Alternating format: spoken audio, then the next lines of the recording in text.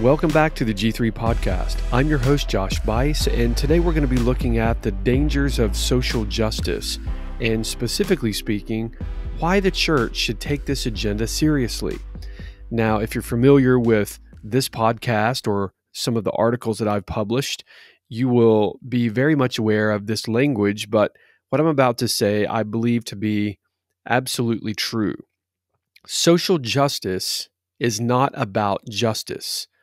Social justice is a social construct, if you will. It is a modification of genuine biblical justice that we find revealed to us in the pages of Holy Scripture. So social justice is about power. Social justice is about control. Social justice is about politics. And our world is consumed with social justice and identity politics and issues related to ethnic prejudice, or as the world would like to say it, racism. If you just take the newspaper clips and the headlines over the recent months and even back through 2020, you will note that there are specific headlines that are just continuously being released on mainline news platforms where you see a constant barrage of matters of ethnic division or racism. For instance, Bloomberg Opinion, August 3rd, 2020, released an article titled, "The Theological Roots of White Supremacy." July 28th, 2020, The Atlantic released an article titled, quote, "White Christian America Needs a Moral Awakening." The New Yorker on September 2nd, 2020, released an article titled, quote, "American Christianity's White Supremacy Problem." NBC News Opinion section titled Think, July 27th, 2020, released an article titled, "Racism Among White Christians is Higher Than the Non-Religious. That's No Coincidence." NPR, July 1st, 2020, released an article titled, quote, "White Supremacist Ideas Have Historical Roots in U.S. Christianity." CNN, June 19th, 2020, released an article titled, quote, "This is a moment of reckoning on race for white Christians."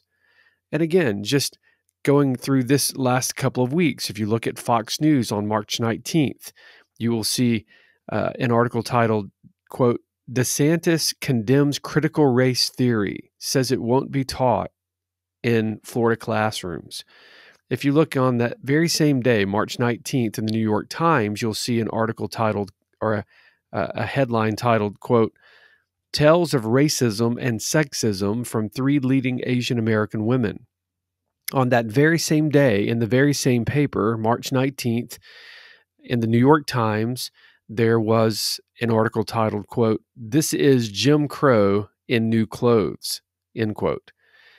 March 18th, in the New York Times, there was another article titled, "A Christian Vision of Social Justice." So you see this constant barrage of social justice, identity politics, critical race theory, and add to that issues related to what has previously been called global warming. And that didn't work, so they changed it to climate change. And that failed, so now they're using this language of, yes, you guessed it, climate justice. So we in the church need to approach these issues with a great deal of wisdom and clarity. And we need discernment, biblical discernment, to be able to see whether or not this is something that we should take seriously as a threat, or whether it's something that should just be passed off as a mere trend. But as we continue to examine the nature and the complexity of the social justice movement, it's very clear that it's bringing to the church these empty philosophies, this worldly ideology that's seeking to deceive and to divide the church of Jesus Christ. We should be reminded of Paul's words to the church in the city of Colossae. In Colossians chapter 2, verse 8, he wrote the following, quote, "See to it that no one takes you captive by philosophy and empty deceit, according to human tradition, according to the elemental spirits of the world, and not according to Christ." So what we must come to terms with is that God has provided us with the true definition of justice. And yes, we as Christians must actually do justice. And within the framework that God has given us, we should operate and we should actually do justice. But we should do it the way that God himself has defined and within the boundaries that God himself has provided for us in Scripture. The man-centered social justice agenda is really about money, and it's about power and control. It's not caring for oppressed people and advocating for those who have experienced injustice. That's not really what social justice is about. You might have heard that the University of Michigan has engaged in the social justice industry by devoting $8.4 million of its budget to create this new specific title called diversity employees. And some of those employees are actually banking $100,000 per year to police their university on matters of diversity. And so once again, we see that this is it's an ongoing problem. And yes, we can expect it to be a problem at the University of Michigan, and we can expect it to be a problem in politics, and we can expect it to be a problem in various different spheres of our culture. But when it comes to the Church of Jesus Christ, we must be crystal clear that we reject these worldly ideologies because they're never intended to bring about peace and unity. They really operate like a wrecking ball to destroy and to gain power and to gain control. And so when we look at our denominations and we look at our local churches, we must seek to lead in such a way that we could avoid these trappings of the present day social justicians. So today it is my joy to welcome to the podcast James Lindsay. James is a mathematician, he's a professor, he's a prolific writer and co-author of the popular book Cynical Theories, and he's the president and co-founder of New Discourses, which is complete with a website devoted to explaining and defining the ongoing fluid movement of social justice. Now, James is one of the leading voices in the social sphere, warning the world of the dangers of social justice. So, James, welcome to the G3 podcast. Yeah, thanks for having me, Josh. I think the first time that we met was at the 2020 G3 conference in Atlanta. You were there as a guest. We had a brief conversation there in the hotel lobby. And ever since then, I've been following your work. I was certainly following you before then as well and reading your work. Very grateful for the work that you're putting into the issues related to social justice. And so as we begin today, let's just clear the air for a moment. So you're not a Christian, right? That's correct. Yes. So you're looking at the world through a different worldview than myself as a believer. And so just to be fair, you would see, as you look at the world through your specific worldview, you would see humanity really at the center of your worldview. Is that correct? Probably in ethical terms, yes. So this is actually an interesting topic, if you don't mind me to get into it a little heavy, a little right out of the gate. I actually see, despite the differences between your worldview and my worldview, we have a third worldview that we're also comparing against. And I see that the similarities between our worldview, despite their differences, are much greater than we have paid attention to we've had the luxury of not having a bigger problem that's something significantly different. And so we've been able to be at each other's throats in some sense for the past couple of decades, people from a secular worldview versus a religious worldview, where the truth is we actually have much more in common. We have common roots to our worldviews, and we have much more in common with each other than we do with something outside of that. And so when, a lot of people, when I speak with the religious folks, a lot of people like to get into this, placing humanity at the center. And this becomes a complicated thing because it often in Christian circles, from my experience, has been characterized as a very arrogant position. But my position is, I don't think arrogant. I actually think of it, I think in terms of humility, because what I see is what's at the center of my worldview is an objective reality that humans are a part of that's much bigger than any human or any society or any country or all of humanity together. The reality itself is bigger, and humans being parts of reality are subject to that. And it's not quite the same sense as being subject to a sovereign God. There's a difference in philosophy there. But that humility before something far larger than us, and something that we have to have tremendous hubris to believe that we have command and control over, that we share in common. It would be, it would be rank arrogance to believe that you could challenge God, for example, from your perspective. And it's rank arrogance from my perspective to think that we can challenge the reality that we live in. And so it's not quite the same as being subject to a sovereign creator, but it is still being subject to something far bigger than we are, and something that we have to humble ourselves before if we want to end up having a good result in life, in communities, in society, and in terms of the goals and hopes and dreams that people have. So it's closer to your worldview than you may suspect. And so when you say, centering humanity, that I think is an ethical claim, or an ethical basis, is that, yeah, the trials and tribulations, the suffering and flourishing of human beings, and to some degree that which goes beyond human beings in the realm of sentience, becomes an extremely important arena into which we should look for our ethical grounding, from my perspective. However, it does not include this bizarre idea that we can seize the mantle of creation and take control of that. I think that human nature exists. Human nature is what it is, and it's rank folly and arrogance to try to challenge or bend or change or rebuke or reject what that is. And if we wish to see that as because we were made by a creator who made us this way, or as some brute fact of the world that we happen to inhabit for whatever set of reasons led to that being the case, I think that's less relevant than the point that trying to change it is arrogant folly. Mm-hmm. Yeah, I see, and I appreciate you being honest about your position.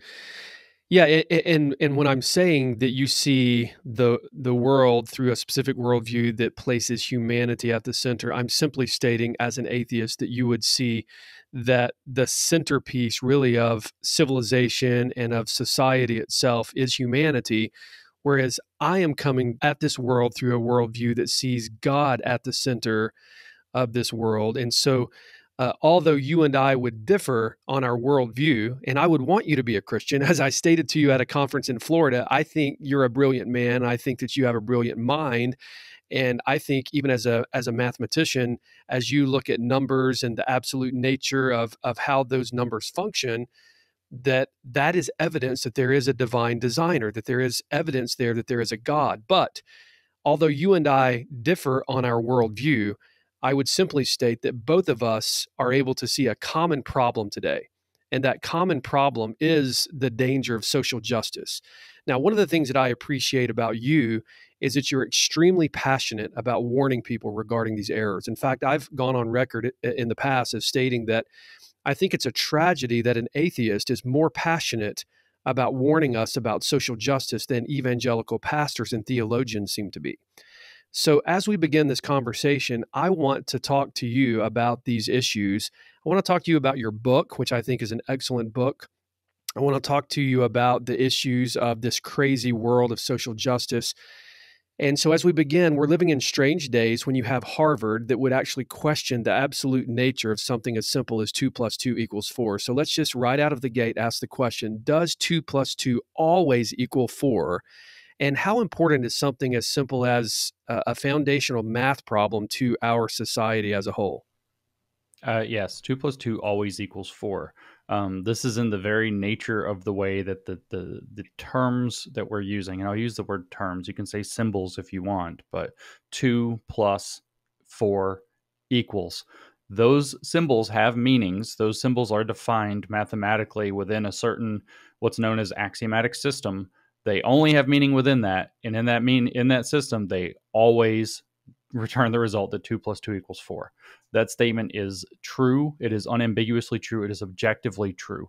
You can say maybe it's different in other axiomatic systems. It turns out that you can create you can look at other axiomatic systems where it appears that these symbols, we can use the same symbols to represent actually different ideas, where that is not the expression that you would write.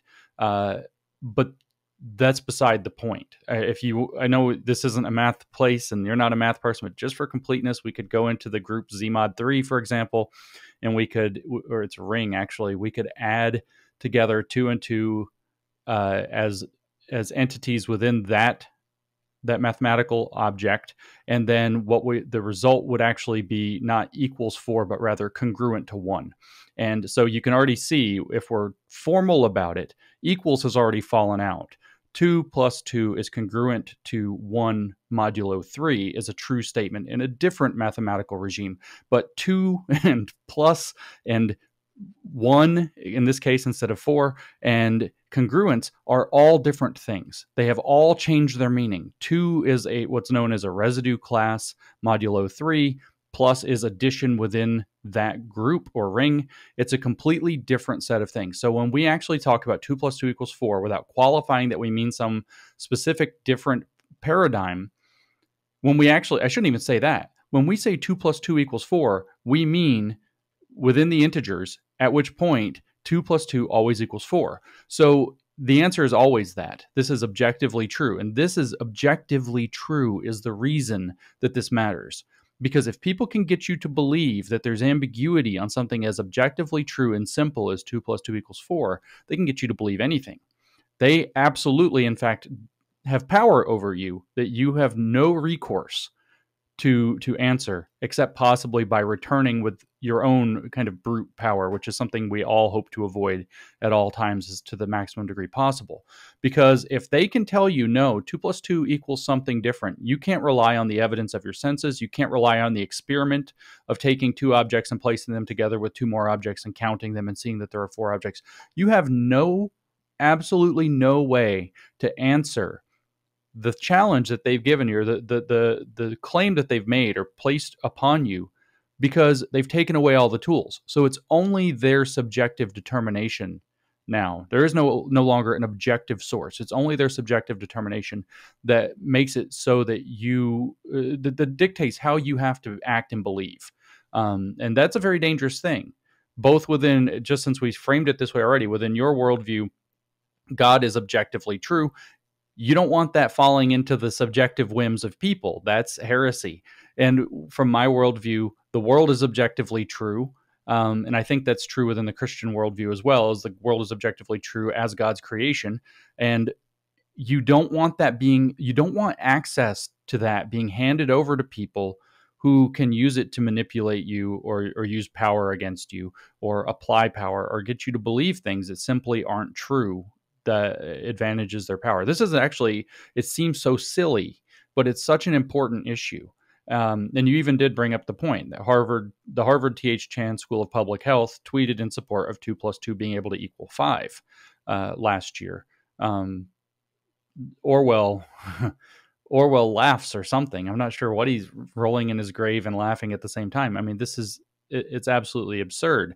And to make the finer point here, that the largest school of public health, I think, or second largest school of public health in the United States, would tweet that 2 plus 2 equals 5 can be true during a pandemic where there's widespread suspicion that they're overcounting already. I mean, this is just unbelievable. This is where you see that it becomes almost it's not just an application of power. There's almost an insult.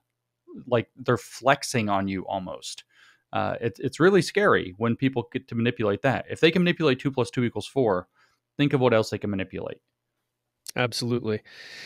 James, in your book, Cynical Theories, you wrote the following. You said, quote, "It is becoming increasingly difficult to miss the influence of the social justice movement on society, most notably in the form of identity politics or political correctness." Now, end quote. So in your book, you put your finger on the issue of postmodernism as really the catalyst to the modern day social justice agenda. So as we think about that issue, the issue of social justice really as like a big heading or a really big category, but beneath that heading, we find all sorts of things like critical race theory, intersectionality, identity politics, white supremacy, white privilege, standpoint epistemology, everything from LGBTQA plus rights to the Equality Act, minimum wage controversy, and so much more.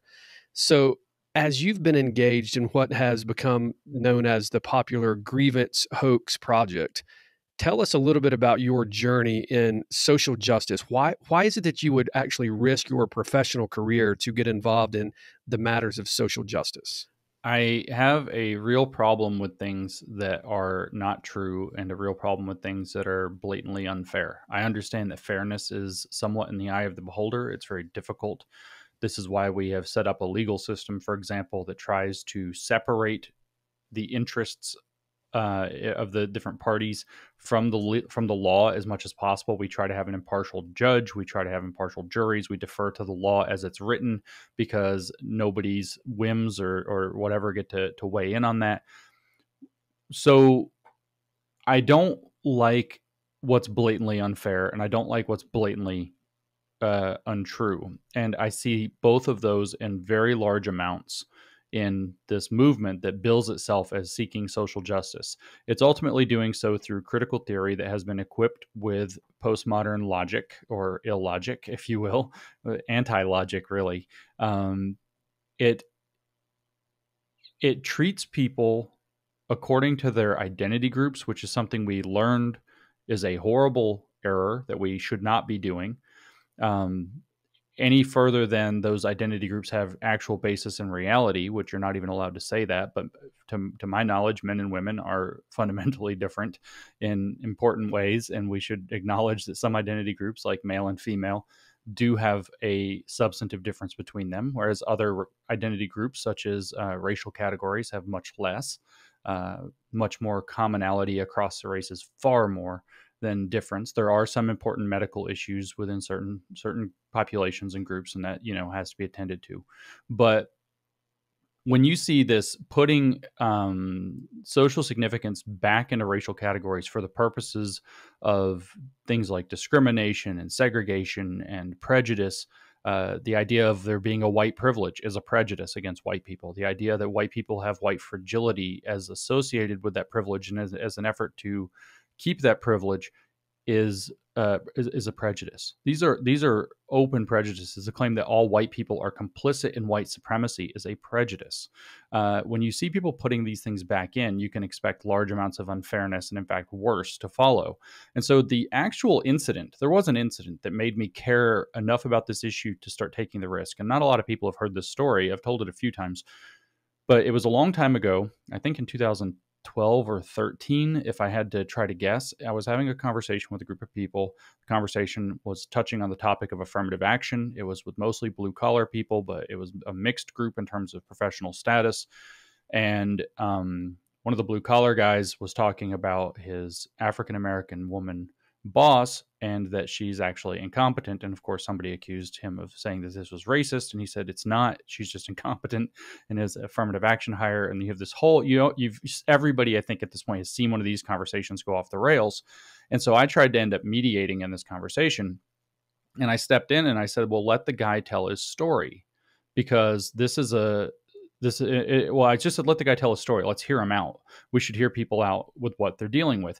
And the response I got from the person who we would now identify as being closer to woke, the progressive person, was, he's a white man. His story has been told. And this is both false and unfair. He's now being silenced. He's being excluded from the conversation. That's unfair. And it's false. And I called that out. I said, no, listen. The circumstances, you're claiming that the white male story has been told, but that's a white male story of, say, that the one that you're talking about is the story of, say, 20 or 30 years ago. We're now in a new circumstance where we are dealing with, this guy's trying to tell you what it's like dealing with affirmative action hires as a white male and what problems it creates. And he's telling you this is the experience that people have right now. So we're kind of dipping into this idea that they usually value called lived experience there. And the reply was, no, he's a white man. His story has been told. And that was the moment. And again, this is 2012 or 13, when I realized this is a very dangerous ideology, because it's perfectly content to silence and no longer listen. Like, somebody is sitting there telling listen, there are these problems that are arising from the direction we're going. And he's not claiming to know everything about it, but he's then being silenced and accused of racism when those things are not true in any regard, and not being allowed to tell his story. And the only justification for it was because of his identity, his story has been told. And that's when I realized this: we are on a bad road. That we are on a very bad road if this is growing in influence. And so that was the moment when I started to look into it more and started trying to understand. And that's where I encountered the idea of systemic racism and systemic sexism, as opposed to what most people thought of at the time or think of still as racism and sexism. And I started trying to figure out what these differences were. And I started looking into their literature and started to realize that what we are dealing with in this ideology is A, very well developed in the academic literature, which is very scary because it's treated as knowledge, and B, rapidly growing and much worse than even the kind of common person making that argument.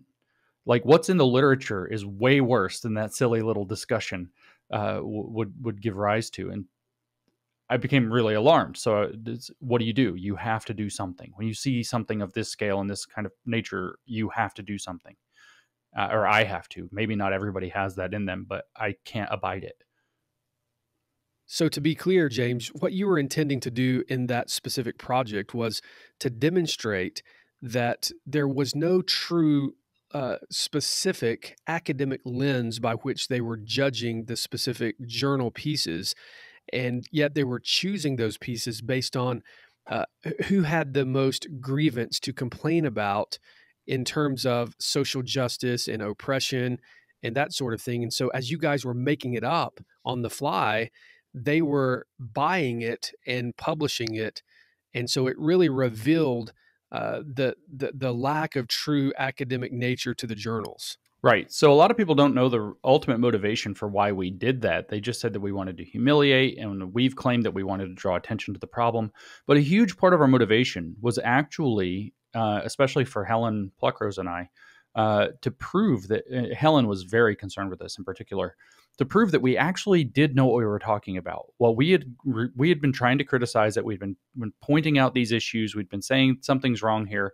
And what people repeatedly told us, you don't have a degree in it, you don't know it, stay in your lane. So part of our motivation was, well, if we get a bunch of I remember us asking, how many academic papers do we have to get published before you say we know what we're talking about?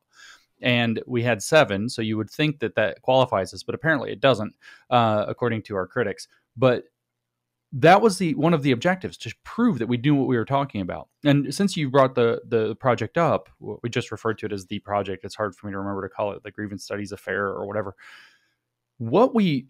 I still remember we were with my friend Mike Nana, I think by Zoom. He's in Australia. We were talking about this, and we were talking about a paper that we had written about education, about teaching people about their privilege by basically abusing them in classrooms, having them sit in the floor, wear chains as an experience of reparations, we said, experiential reparations, talking over them, not allowing them to participate in class, like all kinds of just, borderline abusive behaviors as a classroom educational model. And we got this report back from the reviewers. They loved the idea. They didn't like how the paper was written at the time, but they loved the idea. And this is a very prominent journal called Hypatia. It's the leading journal of feminist philosophy. It's not some small fry journal. And what they said was, you're actually defending what you're doing using compassion, and this recenters the needs of the privileged. You need to lean more into what's known as a pedagogy of discomfort, education through discomfort, a theory of education based in making people uncomfortable, which we heard all through the riots. We heard Democratic politicians saying, AOC in particular, saying repeatedly, it's, social change is supposed to be uncomfortable. This is the same idea. Well, we saw this in this paper, and that's when I remember talking to Mike Nana, and we had this discussion. We just realized, oh no, this isn't just bad. This is really bad. Like, the idea that we would already be doing this horrible thing, and then we tried to qualify it back a little bit by saying, well, let's do it compassionately, though. Let's not ostracize anybody. And the reply from the professionals was, that's wrong. compassion recenters the needs of the privileged. That's where you start reaching levels of scapegoating that mirror, and I don't mean to sound alarmist, but they mirror the precursors to what we saw in Germany in the 1930s. When you are willing to scapegoat people that hard, that compassion toward certain groups isn't allowed, and in fact recenters their already privileged needs, that's the kind of rhetoric that you see leading to really terrible places. And that's what's motivated us. What got me started was this little story, and I realized this is bad. That was really kind of the moment. I remember that conversation with Mike pretty clearly, when we realized this is the greatest scandal that's happening, we thought, within academia, that's been uncovered in centuries. This is unbelievably bad and dangerous territory, and our top journals in certain fields have gone whole hog, and it has an outsized influence on university architecture, what's being taught. And it's by that point, even it was early 2018, it had already leaked thoroughly into culture, and the way that people were behaving around one another. We hadn't seen anything yet. The Cultural Revolution hadn't started yet, but it was getting there, and the logic was plain. This is abusive logic. This is scapegoating of an entire racial category. That's very dangerous. Yeah, very good point. You use the language of cultural revolution. So I want to segue into talking about the issues of social justice in the church. So I've personally engaged in this controversy within evangelicalism, and it's an extremely burdensome thing for myself as I look at the church, as I see the church being attacked by these ideologies. And so back in 2019, the Southern Baptist Convention adopted a resolution. Resolution 9 is what it's called, on critical race theory and intersectionality. Now, I want to read to you just a portion of that, and then I want to have you sort of comment on the language that you hear from your own worldview and your own studies in social justice. At one point in the resolution, it states, whereas critical race theory and intersectionality alone are insufficient to diagnose and redress the root cause or causes of the social ills that they identify, which result from sin, yet these analytical tools can aid in evaluating a variety of human experiences, end quote. Now, for me, that was a bombshell. The largest Protestant denomination adopting a resolution to use such worldly and divisive ideologies as analytical tools for ministry. So talk to us a little bit about what you hear in that resolution, and also give us just really a simple layman's understanding of what critical race theory actually is. Okay, so I mean, obviously, most of your audience will know I've been famous for having called that a Trojan horse, that particular sentence, and it is. I haven't heard it in a while, so it's good to hear it again. I hear it with fresh ears, And before I had focused, as you have, on this, analytical tool being brought in to analyze churches and analyze even probably, the way that the word will be preached and taught, thought about, discussed. I've thought about it, previously in terms of that, but actually the first part caught me more this time. The part where it says specifically that, where it says something, I may not get it exactly right, but I'll try from memory, whereas critical race theory and intersectionality are insufficient tools to I forgot what the exact wording is, to deal with the problems that it identifies. This is already a lie. This is deception. This is, I mean, in the language that resonates with your worldview, this is where Lucifer is pulling a deception, because critical race theory and intersectionality do not identify any real problem. They have ginned up a problem. They have invented a problem called systemic racism. Or maybe it's more accurate to kind of follow from Thomas Sowell and say that they have resurrected or kept it on life support so that they can use it. Certainly, I would not be so foolish or arrogant or naive as to say that there has never been systemic racism in the United States. Certainly there was. Absolutely, unquestionably, before the Civil Rights Acts were passed, before before 1865 with the 13th, 14th, the 15th Amendments, certainly there were both institutional and systemic racism in this country. This is undeniable. Certainly, even following the passage of the Civil Rights Act, many attitudes and mindsets still retained some of the force that had been legally and institutionally stripped. And so it took time for that to diminish, but it was a very rapidly diminishing problem following the passage of these laws that struck institutional racism down in the United States and legally empowered people to fight it anywhere that it came. If you were legally discriminated, if you were racially discriminated against in the workplace or wherever else, you could challenge it legally, and usually you could win.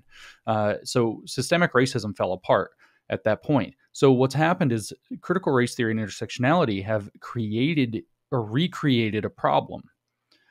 It diagnoses a disease that doesn't exist in any meaningful sense any longer. And when you read what systemic actually means to them, it actually means the operation of how everything works. It is the fundamental roots of our society. It is incorrect and has always been incorrect to say that the fundamental roots of our society, say in the United States, are systemically racist, because the fundamental statement of the United States is that all men are created equal, which is an ideal that we meant to live up to. People like Frederick Douglass called us to live up to in 1852, preceding the Civil War. People like Martin Luther King appealed to us to live up to again in 1963 and thereabouts. He didn't just speak once, but I think 63 is when I may have that wrong, but he was where he made his famous promissory note remark that there was a promissory note that the Constitution had given a promissory note that the United States had not fulfilled to African American citizens, and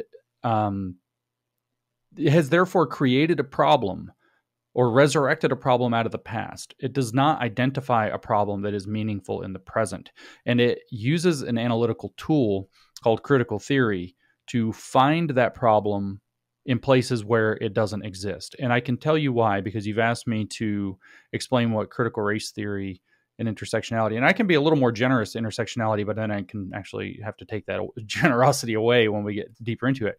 But with critical race theory begins from the assumption, in its own words, that racism is the ordinary state of affairs, the so-called normal science, not an aberration from the normal state of affairs in a society, an institution, or any interpersonal interaction. So racism is present. Racism is there. It believes that racism is the fundamental organizing principle of everything. So it makes it not possible to be not racist. You're either a critical race theorist. They say you're either racist or anti-racist, but what they mean is you're either a critical race theorist or we get to call you racist. And they can find racism in literally anything. It's just a matter of being able to apply that creativity to be able to name how racism, somewhere the roots of something have racism in it. The Southern Baptist Convention was complicit in racism in 1940 or maybe even 1970, and therefore it's racist to this day. That's the kind of mentality that they have. The idea that progress is possible is not there, because it believes that racism is the ordinary state of affairs, and in fact that rather than there being genuine progress that diminishes racism, the fundamental operating system of critical race theory believes that racism doesn't go away, it hides itself, because racism is endemic to the system. So unless the system itself has fundamentally changed, has been completely remade, which in practice means you have now given over power to new people with new ideas and completely obliterated the past. That's where I mentioned Cultural Revolution, destroy the four olds, old ways of thinking, the old habits, the old customs, the old culture. That was Mao's agenda there. Until that has occurred, the system itself remains racist, and anything that looks like it's not racist is actually racism hiding itself more successfully. This is the mentality, the paranoid and cynical mentality of critical race theory. We could talk in as much detail as you want. I could quote things from a book, Critical Race Theory and Introduction, by Richard Delgado and Gene Stefanchik. Richard Delgado was one of the original kind of big players in critical race theory. He's not a fringe character. Standard textbook, page 3, the first paragraph says that unlike traditional approaches to civil rights, which value incremental progress and step-by-step progress, critical race theory questions the very foundations of the liberal order, including equality theory, legal reasoning, Enlightenment rationalism, and the neutral principles of constitutional law. On page 23, this same book says critical race theorists, it says crits actually, but critical race theorists are skeptical of another very skeptical, I should say, of another, or suspicious, very suspicious of another liberal mainstay, namely rights. They are anti-rights. They actually question the idea that human beings have rights. Now, of course, within the United States, if you read the Declaration of Independence, and within Christianity, and certainly within my worldview as well, despite it not being Christian, I believe that rights are something that human beings have as by virtue of being human. It precedes the state. It is not something that humans have the right to question as to whether or not human beings have fundamental rights. And critical race theory doesn't care about that. So you could say that this is, from my worldview, it's a rejection of the United States and its premises. Within the Christian worldview, it's challenging God to have made individuals sovereign over themselves. And, each unique individuals within his creation. So that's what critical race theory ultimately is. It is a collectivist ideology that tries to use race as the wedge tool to agitate and keep people divided and looking for racism, by having them look for racism that's assumed to always be present, and then to polarize around that. Intersectionality, just to touch on it briefly, is a concept that arose in 1989. Kimberly Crenshaw, one of the two creators of critical race theory, along with her mentor, Derek Bell. But Kimberly Crenshaw came up with the idea of intersectionality. I would actually say the original observation of intersectionality, which is not how it's put into practice, is a valid observation that merits discussion, especially within law, which is where she put it out. That observation was that you could discriminate, for example, against Black women who hold two categories of protected identity. You could discriminate against them by having a sufficient number of white women and Black men, because there was no specific way to get around to identify such a discrimination. If you have a company that discriminated wholly against Black women, it's possible they could say, well, we don't discriminate by race. Look how many Black people we have, but they're all men. And look how many, we don't discriminate by sex. Look how many women, but they're all white women we happen to have. And so you could actually get away with discrimination against somebody specific. And if it had stopped there as an observation that we need to figure out, because it's dangerous to just say, oh, well, let's just consider every single possible identity that you could occupy as a legally protected category, that's dangerous too. But to bring that up as something that the law really did need to think about was a valuable contribution, in my opinion. But that was never Kimberly Crenshaw's intention. Kimberly Crenshaw had a completely different intention with intersectionality, which was to create a movement of solidarity around all axes of systemic oppression as understood by neo-Marxist ideology. And then, in her own words, to fuse that to postmodern theory. The statement in her second paper, 1991, on the topic, which is called Mapping the Margins, is that she regards intersectionality as a provisional concept linking contemporary, meaning identity politics, with postmodern theory. So she had a completely different agenda. I consider that sentence, in fact, to be the birth of the so-called woke ideology that we're dealing with today. It wasn't merely to point out that there is a potential loophole in discrimination law that lawyers should be wrestling with and legal theorists should be wrestling with. It was, in fact, to create a new way entirely to think about identity, in which one's social position, as determined by various identity categories that you are said to occupy, become one of the most relevant factors of your person in politics. And that's explicit in the end of the paper. She says we should recognize I am Black over I am a person who happens to be Black, because I am a person who happens to be Black forwards the idea of universal humanity first and would not be productive for a politics of identity. So this is clearly, again, division, but in the name of this weird solidarity that we now see as meant to just kind of kick up the ante, not to Black people or Black women or queer Black feminists, as it turns out, but queer Black feminists is correct, not queer Black women, which is where all of this came from, by the way. Was the Combahee River Collective was the one who forged the ideas under that, and they were Black women who were lesbians, socialists who believed in the ideology called Black feminism. So it's not just that. It is actually the people who have those politics that are the beneficiaries of this way of thinking.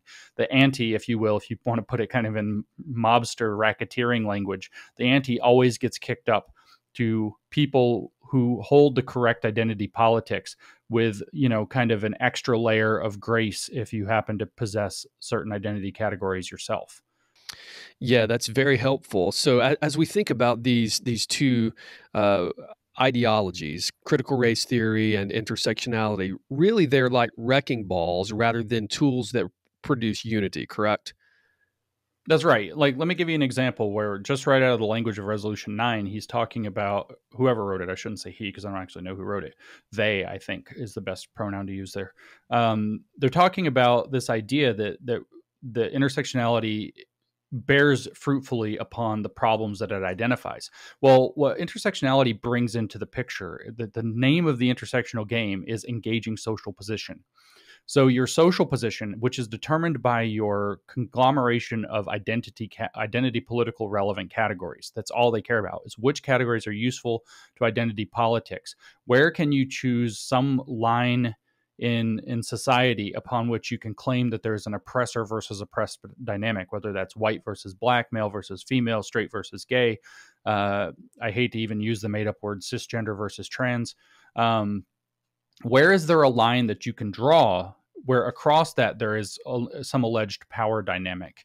And then what it says is that defines for you. Intersectionality says you are defined by the unique social position that is the intersection of all of those different identity categories. Whether you happen to be, you could be, say, a black man, and then you occupy a oppressed black category versus a privileged male category. And so what intersectionality says is we're going to talk about this. We're going to think about this constantly. We're going to bring this up to the front of every discussion, every piece of analysis, every conversation. So what you'll hear people say, and I know this has come up within major players in the convention, is, as a black man, for example, I have to acknowledge that, I have privilege as a male, so I have to listen to my sisters, but I also can acknowledge that I occupy a position of special knowledge, if you will, Gnosticism, in that I am black and therefore understand the lived experience of being black in a white dominant society. In other words, in a society that has accepted the belief that there's a systemic power dynamic between white and black, rather than being able to see each person as an individual who may or may not have ever experienced that in any positive or negative way, depending on who they are and where they are. So it's going to bring that up every time. So what are you going to end up with? Division. People squabbling over who has a number of things. People squabbling over who has the correct perspective to be able to essentially claim the power in that discussion. Because if you have the correct oppressed, this concept is called radical egalitarianism in the literature. But if you have the correct oppression claim, then you now occupy a social position where you can claim to understand something that other people cannot or do not understand. So therefore, you gain power in that discussion. You can't be questioned. You have to be listened to. Other people can't challenge you. Their story, other people's story has been told, and therefore bears not at all against. Even evidence bears not at all against whatever testimony comes from this claim of lived experience, even if that claim is inaccurate, even if that claim is made up in some cases. And I'm not accusing anybody in the church of doing that, but we all saw the case with that actor a couple of years ago, Jussie Smollett or whatever his name is, where he just made it up and it wasn't to be questioned. This is a very dangerous thing. So you have people squabbling over the ability to gain that access to power because people are corruptible. People are, you might say, fallen, and they will be corrupted by the temptation to power, even if they don't mean to be, even if they think they're just doing the right thing. That temptation is very seductive. It's very powerful. A second thing is that people will start to think in those terms. People will start to think of themselves not as a single unified body in a church, not as a community that is, sharing goals and sharing vision, but rather as identity groups within, as small coalitions, small factions set against one another within that broader community or church. There is absolutely nothing positive in terms of community building that comes out of a positional line of thinking, which, I hear many people in the Southern Baptist Convention refer to standpoint epistemology. Standpoint epistemology changed with intersectionality to become engaging positionality so they can sidestep the claim that that's what they're doing. But it is ultimately the claim that, you're going to hole up into your various factions, claim that all the other factions don't understand you, can't communicate with you, don't have anything deeply in common with you, and are antagonistic if you're in one of the oppressed positions toward you. It's going to factionalize and balkanize you that way. And then how is that going to possibly generate a unified community, a unified church, a unified convention? It cannot. It's the opposite of what it bills itself to be. Yeah, well, within the evangelical circles, you hear people saying things like, well, we need to be better listeners and we need to be sympathetic to the people who have experienced a different world than we have. So I'm very nervous when I see evangelical leaders writing books like Eric Mason, his book titled Woke Church, and having this idea that the church needs to be awakened to the systemic injustices of this world. And then they use that as an ongoing tool to gain power. I don't want to step on your toes. I say this a lot when I speak with Christians. You guys have this over me, but if I'm not mistaken, this whole idea of the systemic injustices and sympathy, if I'm not mistaken, Christianity is already an entire belief system built around the idea of a single, global, universal, systemic system of sin. Like, it's already just one thing. This idea of fracturing it, and to manipulate people into believing that it needs to be fractured, seems to miss the entire. I'm no authority on the gospel, but it seems to miss the entire message of the gospel. To fracture that one system of I don't know, power or evil or whatever we want to call it, injustice in the world. It's all from one place, according to the gospel, to the degree that I understand it, which is that it's from sin. It is. It should. Why are we going to break this apart? And I mean, this again. I hate to use the imagery, but is that not what a deceiver would attempt to do? Is to try to take people's eyes off of the universal problem and put it somewhere else where they can't solve that or deal with that universal problem. You can't solve sin. I don't mean to say that, but you can't deal with or face the universal problem because you're stuck dealing with your own kind of self-interested problem instead. That's the deception. And I think that's really important for people to understand. Like, this is like Christianity already has a toolkit designed for dealing with the failures and depravities of humanity. That's what it's built around. That's what the whole concept of the faith is about. That's why it builds good people. Granted, there are some that go wrong, but it's why it tends to build good people, and why it's been such a successful system of faith for so many people for so long. It's just preposterous to think that now you're going to step in and improve it by fracturing it and taking its focus off of the thing that it's supposed to be focused on. You're right on point on many levels there, because that's exactly what these ideologies are doing within the church. That's how they are being employed within evangelicalism, is it's causing massive division rather than unity. And so the controversy for us would be that we believe that the Bible is absolutely sufficient to deal with these matters, and that, any other way of looking at these issues is not really going to bring about the solution that we aim for. And so it doesn't matter if you write books titled Woke Church or whatever you want to say, it's not going to, in the end, bring the outcome that we claim that it would, or that those people would claim that it would, bring ultimately. So I want to play this clip. And this is Danny Aiken, who is actually the president of Southeastern Baptist Theological Seminary. But I want to play this clip. It's a short clip, but I want to hear your comments on it as he speaks about the issues of power. So listen to this clip, and then we'll come back on the other side. White Christians need to learn, above all things, I think, to be good listeners. Over the last several years, as I've tried to help build a culture for racial reconciliation and kingdom diversity, which is a core value of Southeastern Seminary, I've come to understand more and more that my perspective is not the perspective of my African American brothers and sisters, or my Hispanic brothers and sisters, my Asian brothers and sisters. They really do see life differently. They're operating out of a different paradigm, a different context that's very different than mine. And I didn't really realize that until I stopped talking and began to listen. So I think one of the things that white evangelicals in particular have got to do is become better listeners. In addition to that, we've got to be willing to surrender power, which is, again, not indigenous to our nature.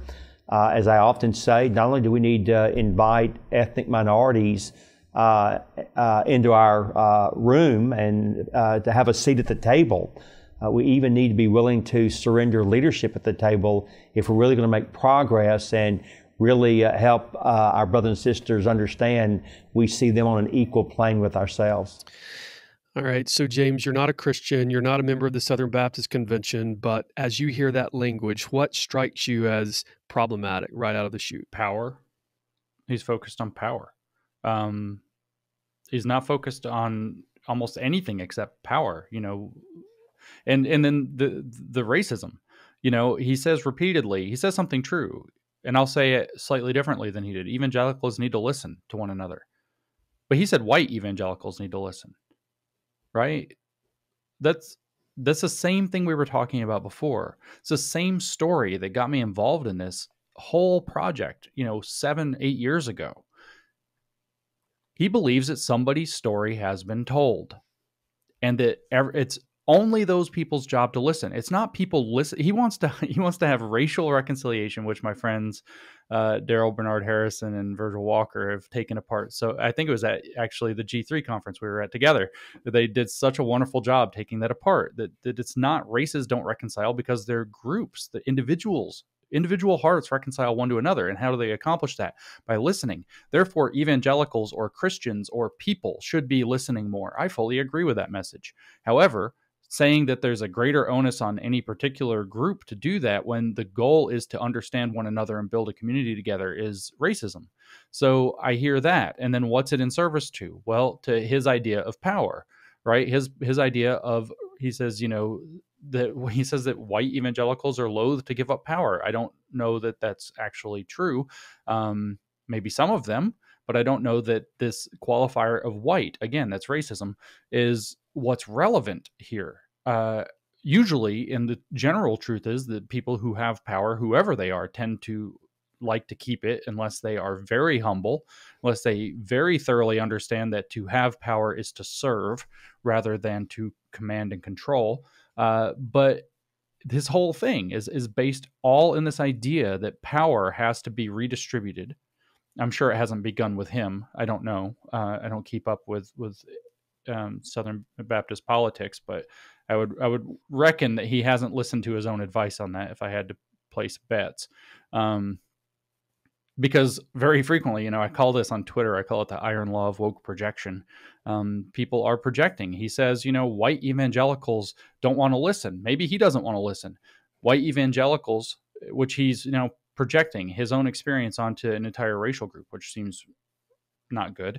And then they're loath to give up power. Well, where's the fruit? Did he give up power? You would know. I don't know. Did he give up power? No, that's correct. Danny Akin is still presently serving as the president of Southeastern Seminary. No, he did. No, of course not. Of course not. I'm not a big fan of Nietzsche, and I'm sure as a Christian you have some issues with Nietzsche, but Nietzsche did say that very often that philosophy is not actually pursuit of truth. It's a way for very smart people to rationalize their own pathologies, to talk their way, to use words to talk their way out of. This is, of course, one of the biggest warnings that Christians often have about secular philosophy anyway, to talk their way out of their own problems, or to justify their own problems to themselves. So I don't want to pick on Mr. Akin, but I hear this language very frequently. Like, oh, well, we need to start redistributing power because, and again, another racist assumption, my, African-American brothers, he says, have a different perspective. My Hispanic brothers have a different perspective. Really? Which ones? Did you take 5 seconds, Mr. Akin, to pay attention that each black person is an individual, that each Hispanic person is an individual, that each Asian person is an individual, and that if you even look for 5 seconds at seriously, 5 seconds, you find out that they disagree with each other on lots of things, that they have these crazy things like their own perspectives. So I get really annoyed with this idea that there's such a thing as a racial culture, or such a thing that there's a racial perspective. No, there are individuals who happen to occupy these racial categories or these identity categories, and there are sometimes commonalities that statistically, on average, apply to many people, but they cannot possibly characterize something as big and diffuse as an entire population of people. So what that does is, if he's going to say, oh, well, we need to listen to our African American brothers, we'll just pick one, right? We need to listen to them, and we need to listen to their perspective. Now, all of a sudden, it's who? Who are we picking? Are we listening to Daryl Bernard Harrison? Are we listening to Virgil Walker? Are we listening to Vodi Bakum? Who are we listening to? Who exactly do you mean? Or are we listening to Jamar Tisby? Why is his perspective more superior? Is it because Ibram Kendi just anointed him? Is that why we have to listen to him? Ibram Kendi gave him. I just saw that on Twitter this morning. Ibram Kendi, comes out and says, "Oh, Jamar Tisby has basically got the view of anti-racism." So, which one? This is why thinking of people in terms of their identity group is poison. Those two, just pick two, Vodi and Jamar. I'm sure that they disagree on many things. Which one is the black voice, right? It's not a good way. I'm not saying one way or the other. I'm not saying, oh, no, this one is and that one's not. That's the same poisoned way of thinking. They are individuals. They are individuals. Stop putting them in boxes and saying how they have to act and how they have to think. White evangelicals have to do this. White evangelicals have to do that. Shut up. No. Individuals have to reckon with what's going on with themselves. And then from a Christian perspective, they need to pray about it. They need to reflect about it. They need to decide what's right within themselves as individuals and see other people as individuals. And then that's where you're going to find reconciliation and stuff. This is just a totally backwards way to approach the problem when I hear him say things like that. And then, of course, I hate to just put it rankly, but the hypocrisy. If you're going to say that people in leadership need to give up their positions, lead by example. Get out. Yeah. So moving beyond the race and ethnic prejudice issue, as we come to a close in this conversation, you've spent countless hours studying the evils of social justice. So I want you to give the final word, if you will, regarding the need for the evangelical church to fight against social justice. But is there something specific that the church is missing? Or perhaps is there something that you see coming down the road in the days to come that we should be very much aware of? Well, what I can tell you what you need to be aware of is that because this ideology, and I hate to just be this blunt because it's awkward and it usually requires unpacking, but this ideology is rooted in neo-Marxism and communism. It therefore is not particularly attached to anything in a principled fashion. It's attached to what works. So if you start to stand up to critical race theory, for example, or intersectionality, and you challenge them, you should expect the same kinds of divisive techniques to be branded in a new way. Race may still be very central to this. It may still be, they may call it something like, I think I'd heard the term soft intersectionality at some point was being floated around. The attempt, you see this, by the way, in the school systems, especially in Florida. I remember that DeSantis just recently, not to make it political, but DeSantis said, we're not going to do critical race theory in Florida schools. And Twitter gets flooded with teachers in Florida who are like, haha, we'll just do it subversively. This will happen in the church too. They literally, that was a quote, we will just do it subversively. We just won't call it that. They'll never know. The Twitter was flooded with actual educators saying, you ban it, we're going to do it anyway. So you have to be aware that this is not going to be the kind of thing that's, oh, you defeated it by this name and it's very principled and therefore it went away. You actually are going to have to maintain your vigilance and understand what it is in order to fight the problem. As far as social justice goes, social justice is, just as a term, not inherently a bad thing.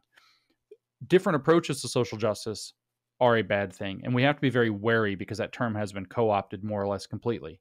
A Christian approach to genuinely making fairer and even better listening and more open churches and everything else to make things, to find whatever discrimination or prejudice there is and minimize or get rid of that.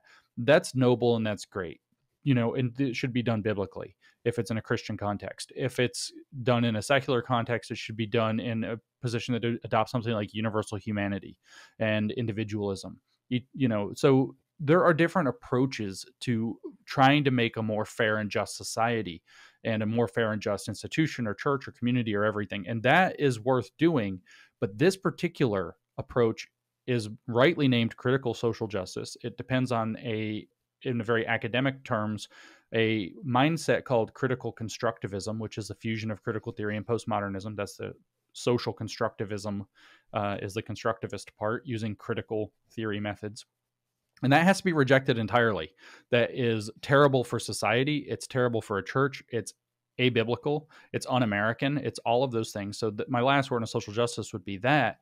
As for blind spots that the church has, I will get a little blunt with you. The problem that I see that the church faces is that the issue around women and gays is the most challenging spot, because it's very difficult for you to stand in your, as somebody outside of the church, I can say this, to stand in the biblical ground as you see the biblical ground, and to accept that that's what it is and not be accused. And I think it's often credible to many people in the world today, not to say that it's correct, but to be accused of being unjustly chauvinistic or homophobic or patriarchal or something like this. So there's an opening there that I think more time and more thought and more nuance has to go into. You can't compromise on your biblical principles.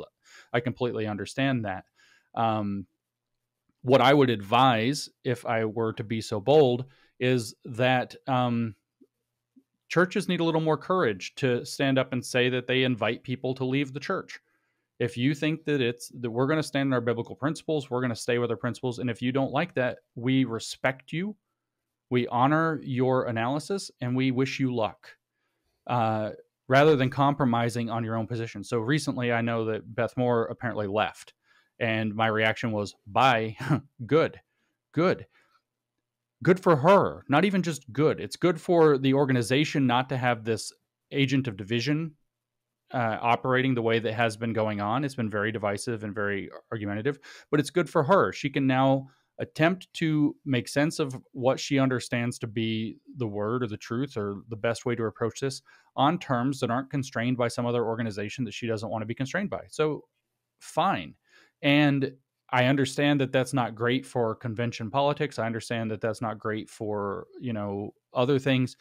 But at the end of the day, one of the manipulations that this ideology, that this movement is very effective at using, is they like to kind of throw this threat, like, well, if you don't give me my way, I'll leave. And so they're asking you to compromise your principles to keep them around. And my advice would be, don't compromise your principles. We've compromised our principles for far too long in this society now, and we see where it's got us. Speaking as someone who has kind of always identified as both liberal and certainly not as Christian, and I don't know how you can possibly compromise on religious principles. A church that's changing is not really a church, right? So those two issues, though, you have to find, whether it's strength of conviction or you have to look at these two issues very closely, because they are, in a sense, a crack that's letting in a bigger argument than needs to be let in. And I would encourage people to think very carefully about that, who are leaders in the church. Yeah, very good, very good. I see the issue of the sufficiency of Scripture as being the issue under attack. And so, from a local level, just talking about church politics, from a local level, we would practice what Matthew chapter 18 teaches on matters of sin. So if you have people coming into the church trying to bring these worldly ideologies of division and deconstruction into the local church, well, then we have a means by which we can address that, and we can certainly practice church discipline and excommunicate someone from the fellowship. But from a convention sort of mindset, it becomes much more difficult and complex when you have a big tent operation with thousands and thousands of churches. It just becomes more and more difficult. And then, of course, you have the politics that enter into the whole equation at that point. So, but yeah, what you stated is absolutely true. We need to stand firm. We need to have that conviction. And yet at the same time, show people that there is hope in the gospel through the Christian worldview that these other worldly ideologies simply don't have. And so that would be what would differentiate us from, say, an empty worldly approach to the approach that we have through the gospel of Jesus Christ. So I do pray that God will bless this conversation. I pray that God would give us clarity and wisdom to see the world through the proper lens and to be able to address the social ills of the day through the proper means within the Church of Jesus Christ, which is through the sufficient Word of God. And so I'm grateful for you and how you bring much clarity and light to this conversation. Thanks for joining us. Thanks, Josh. I appreciate it. Well, thank you for joining us for this edition of the G3 podcast. We want to point you to our website. That's g3men.org.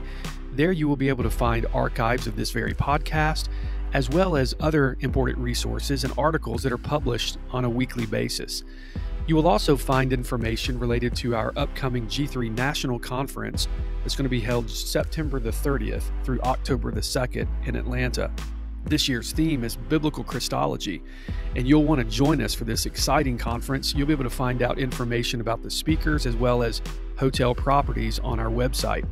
We look forward to seeing you with us this coming fall for the conference, but also as you make plans, you'll want to make sure that you arrive on Tuesday if possible.